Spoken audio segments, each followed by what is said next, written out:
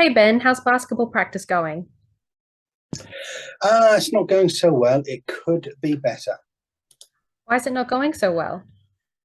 I don't know. I keep on practicing the same skill over and over again in block drills, but when it comes to game day, I don't seem to be seeing any improvements.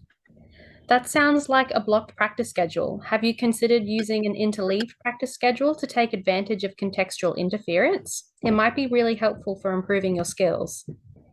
Yeah, okay, go on. What's contextual interference and is it difficult to do?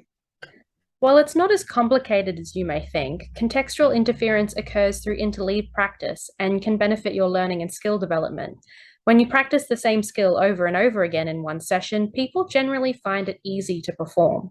But when you practice multiple skills or different variations of a skill within that same session, it tends to increase cognitive load, making learning more challenging.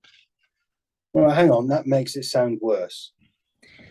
Yes, it will make practice more difficult. That's because you end up experiencing a lot of interference between performing each skill because the context is always changing. Even though this is more demanding, research has demonstrated that this has improved skill and learning acquisition. In other words, it makes you perform better. Okay, first you have my curiosity, now you have my interest. So, how would I apply this to my basketball training? Well, what does your current training schedule look like? Let me show you my current training schedule. So in basketball, I'll be practicing the same skill in 5 10-minute blocks one day and then a different skill the next day.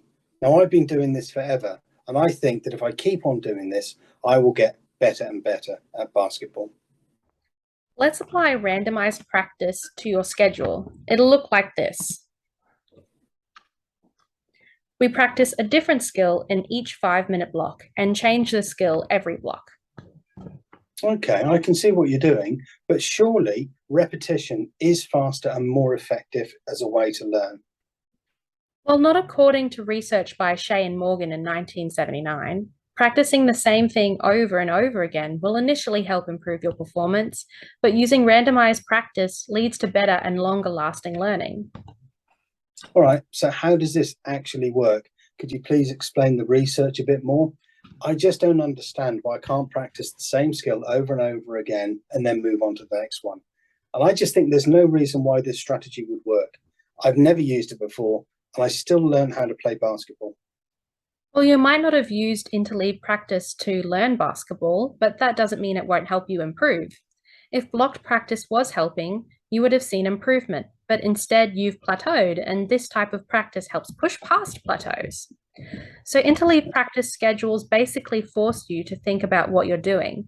This allows you to better process the skill itself than if you were just to practice the same technique every day. Additionally, the error processing hypothesis highlights how people make more errors during randomized practice.